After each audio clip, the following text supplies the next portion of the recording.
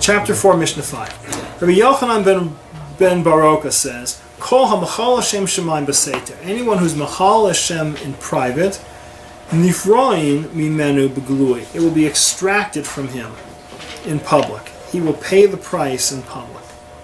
Ve'echad shogeg, ve'echad mezid v'chil Hashem. And it doesn't matter whether you're a shogeg, whether it's accidental or whether it's public. Right? They're both regarded alike in this concept of chil Hashem.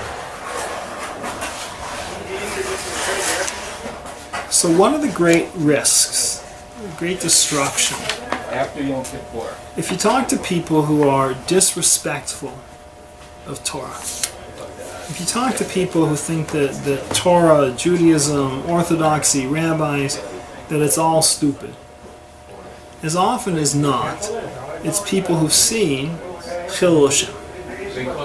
And probably even more so, it's people who've seen Chilul Hashem that started in private. Right? The guy who says, we can fake tax returns and figure it, we want more money for our tzedakah. We want more money for our tzedakah. And we can get more money for our tzedakah from cheating the government.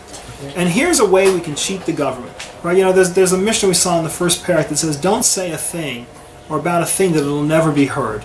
Because in the end, it will be heard. Right? Things don't stay hidden. You can spend a decade doing horrific things in private, figuring no one's ever going to notice and no one's ever going to see. And then when it comes out, you and everybody associated with you is destroyed. It says we have an obligation. We have an obligation to be a light unto the nations. We have an obligation. We talked about, learn from every person, to teach every person, that on an individual basis, we have an obligation to build a relationship with Hashem. But when we talk about that schar of having a relationship with Hashem, it's the question of making God's presence in the world more real. Right? You are a representative of God's presence in the world. Right? There's a famous story of Shimon ben Shattach. Right? That he bought a donkey from a non-Jew. And he bought the donkey, and when he got it, went to take off the harness, they discovered that hidden in the harness, the guy who owned the donkey for safekeeping had hidden a tremendously valuable jewel in the harness. Mm-hmm. Right? No one's ever going to look for it in the donkey. Right? Who knew the kid was going to sell the donkey, right? Shimon ben Shattach looked at it and he said, let's go return it. And the student said, keep it. Right? It's his mistake, not your mistake. You didn't steal from him, he blew it. He sold you the donkey comes with the gear included the jewel. Shimon ben Shattach said, I bought a donkey, I didn't buy a jewel. He went back to the non-Jewish guy and he returned it. Right? And the non-Jewish guy says, blessed is Shimon ben Shattach, and blessed is the God of the Jews. Right? That's a Kiddush Hashem.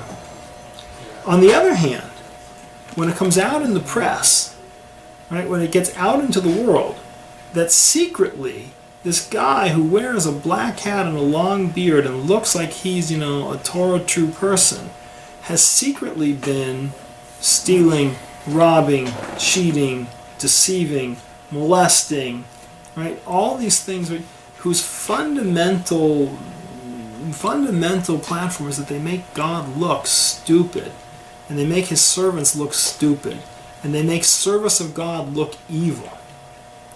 Right? If you have to think about your actions, there's no such thing as shogeg in an action that when it becomes uncovered makes the whole concept of being Torah true and loyal to God look stupid or corrupt or evil.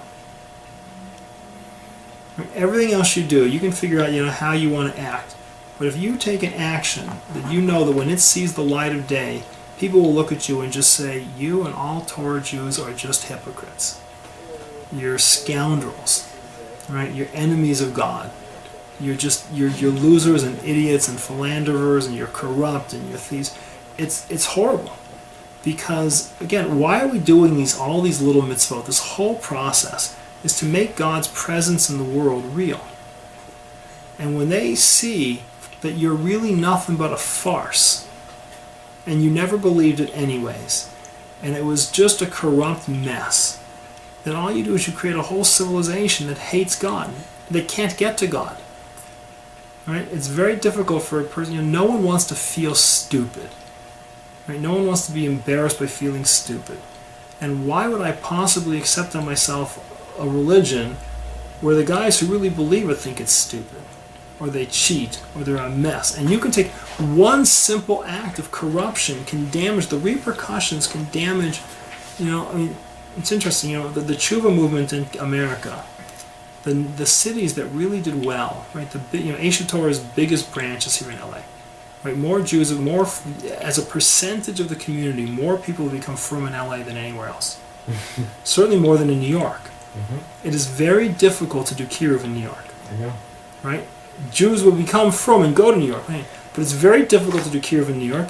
It is almost impossible to do kiruv in Israel. That's right. Why? Because see, in LA, I was one of the first guys at Aish Torah. I never saw a frum person in my life. My grandfather. Right, and he's good. He was a good guy. He was an old guy. He was a good guy. Wrong generation. But when people showed up and said, "This is Torah," right? This is what you've never met an Orthodox Rav. You've never actually learned Torah. You've learned Democratic Party politics with a stamp that says this is Jewish, but you've never learned anything that's Torah. And you hear that, it's like, I get it. The problem in New York is when someone says Torah, you think of the guy who lives down the street who's a boorish, slovenly loser. You don't think of all the good guys that are great guys. It's the one guy who's being a chil Hashem. The one guy at your work one guy in the office who's boorish, but also wears a black hat or a black coat. And it's very, very difficult to get past that block. Right? I mean, I've spoken numerous times to my Rebbeim. It's I have such a naive attitude towards Torah. Right? That I see Torah people and Torah personalities as heroes and honest and pure and strong. Because again, the guys I grew up with, the guys who we all became frum together, these are the best, smartest guys I know, totally driven towards a connection to Hashem and lifting and the rabbis who've come to teach us are idealists, and there's no chil Hashem. It's all Kiddush Hashem, and it drives along hundreds and thousands of people. There's no one in the younger generation in LA that has not heard of an Aish program, whether it's speed dating or 20-something or whatever. Right? You can't go to college. There's no.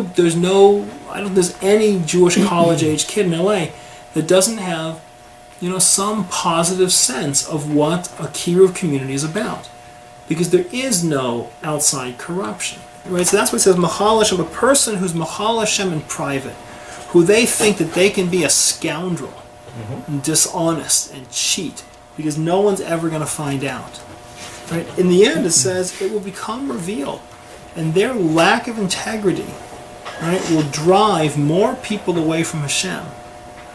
Every person who sees it will see that Hashem is dirty and despicable and evil and corrupt, and it destroys everything.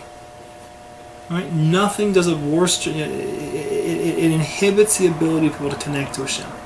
And he says, whether you did it by accident or you did it on purpose, in these questions of chil Hashem, you can't say, I accidentally. There's no such thing as chil Hashem really that's accidental. If it's an accidental chil Hashem, you were just lying to yourself. Right? You didn't accidentally embezzle. You didn't accidentally falsify hundreds of tax returns to create, false cash flows back and forth to steal money from the government. Right? You didn't accidentally, It's all one and the same. If you're a chil Hashem, you're done.